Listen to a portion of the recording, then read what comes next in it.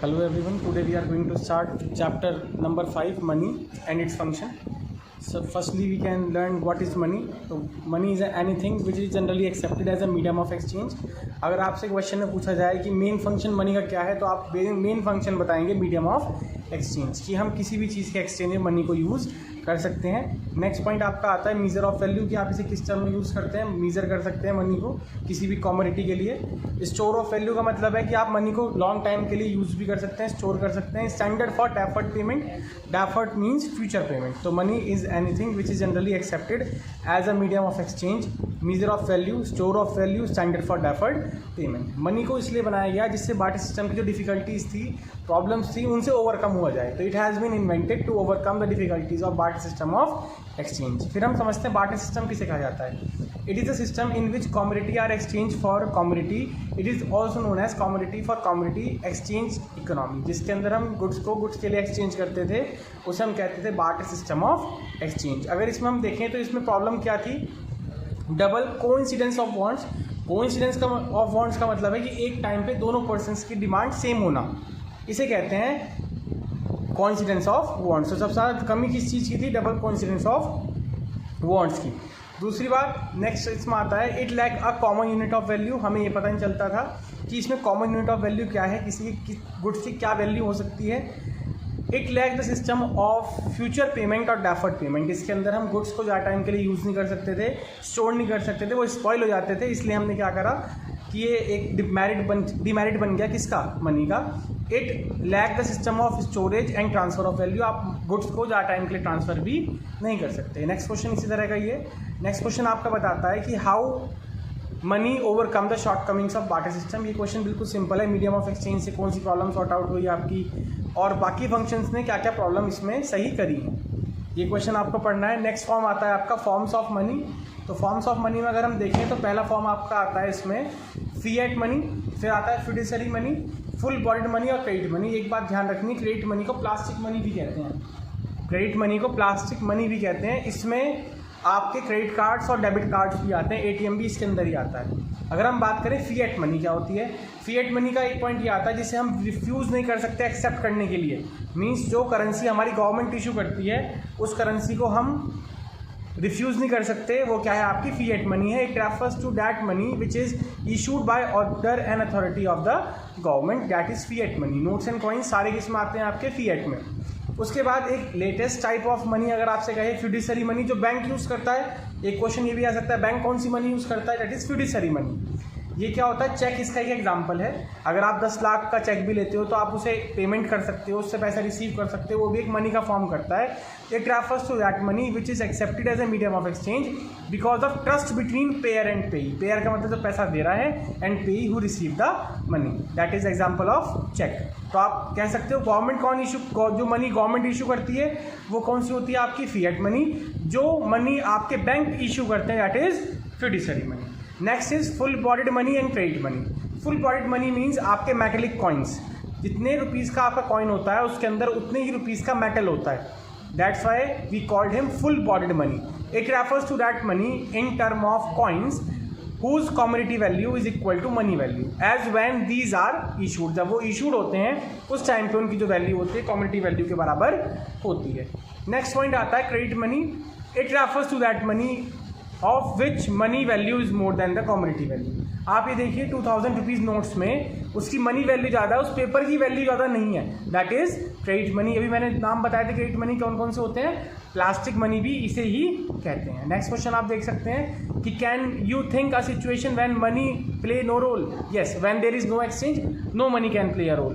तो money play no role in a situation when there is no exchange. अगर आप Iceland पे हैं जहाँ मनी का कोई काम नहीं है तो वहाँ पे कोई एक्सचेंज भी आपका नहीं हो सकता। Next topic is supply of money. Supply of money is a stock concept. Supply of money supply is a stock concept. Stock means आपके पास जो अवेलेबल है, आपके पास जितना इस टाइम है, इसलिए से स्टॉक कंसेप्ट कहा जाता है। It refers to total stock of money held by the people of a country at a point of time. आज के टाइम में लोगों के पास कितना पैसा है, that is supply of money. फिर आपका आता है जो आपके प्रोड्यूसर्स हैं मनी के, जो सप्लायर्स हैं मनी के। प्रोड्यूसर्स कौन कौन से हो सकते हैं? आरबीआई, गवर्नमेंट और आपका बैंकिंग सिस्टम और गवर्नमेंट। जो प्रोड्यूसर्स हैं उनका पैसा इसमें हम इंक्लूड नहीं करते। तो नेक्स्ट पॉइंट में ये लिखा है, the money supply held by suppliers of money is never treated as a part of supply of money in the country. इसके अंदर हम इसे इंक्लूड नहीं करते। नेक्स्ट क्वेश्चन आपका यही आ गया, who are suppliers of money. तो आपके कौन है suppliers? Government of the country and banking system of the country, both central bank and commercial bank. ये बड़ा अच्छा क्वेश्चन आगे भी आएगा कि कमर्शियल बैंक और सेंट्रल बैंक दोनों कैसे हैं, इस चीज़ को भी हम समझेंगे।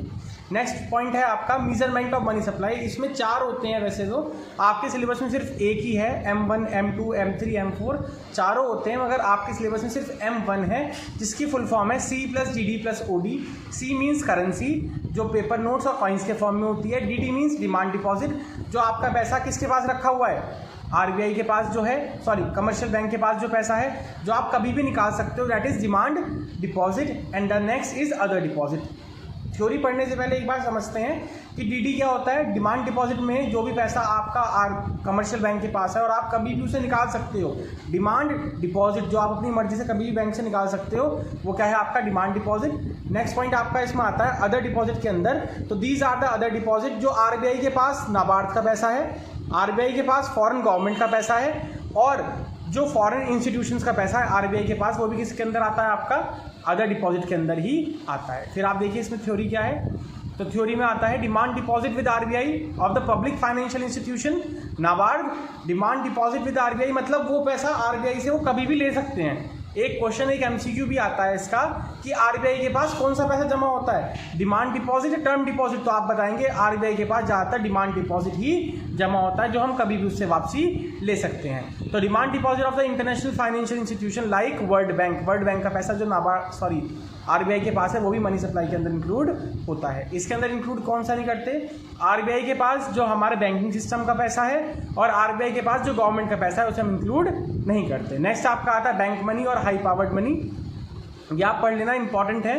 बैंक मनी जो डिमांड डिपॉजिट कमर्शियल बैंक के पास है, कमर्शियल बैंक के पास जो लोगों का पैसा है, उसे आप बैंक मनी कहते हैं। हाई पावर्ड मनी में क्या आता है? आपका currency held by the people, जो लोगों के पास करेंसी है वो।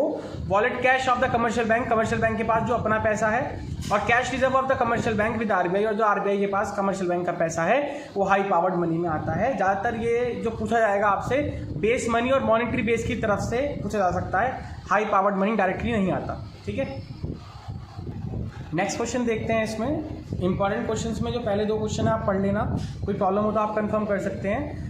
नेक्स्ट क्वेश्चन है demand deposit and term deposit. अभी हमने समझा जो आरबीआई जो कमर्शियल बैंक के पास पैसा होता है जिसे हम कभी भी निकाल सकते हैं, दैट्स कॉल्ड डिमांड डिपॉजिट। और जिस पैसे को हम ज़्यादातर नहीं निकाल सकते, जैसे एफडी जो होती हैं एक स्पेसिफिक टाइम के लिए हमारी फिक्स हो जाती हैं, उसे हम कहते हैं टर्म डिपॉजिट। एक बात ध्यान रखना, इन्हें आप चेकेबल डिपॉजिट भी कह सकते हैं, और टर्म डिपॉजिट का क्या कहेंगे आप? Non checkable. क्योंकि चेकेबल डिपॉजिट का मतलब है कि जब भी आपको ज़रूरत होगी आप इन पर चेक इशू कर सकते हैं, और टर्म डिपॉजिट में आप चेक कभी भी इशू नहीं कर सकते।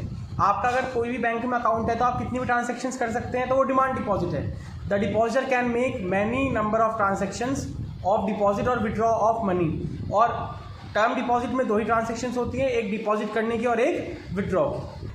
Next question, what system of money supply is followed in India.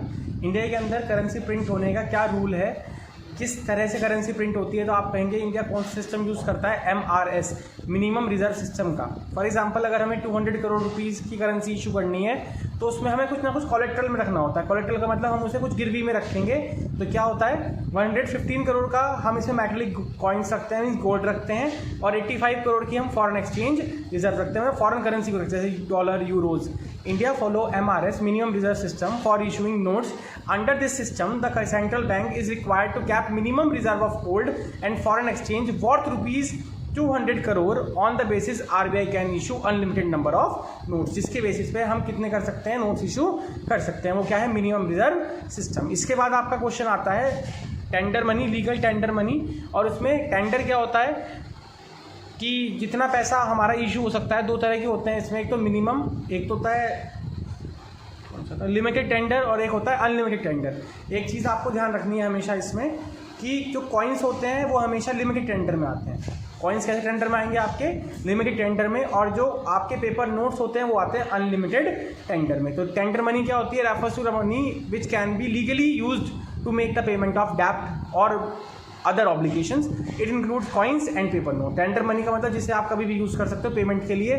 तो उसमें क्या आता है आपका? एक तो आता है इसमें लिमिटेड टेंडर में कॉइन्स, और अनलिमिटेड टेंडर में क्या आता है? Paper notes.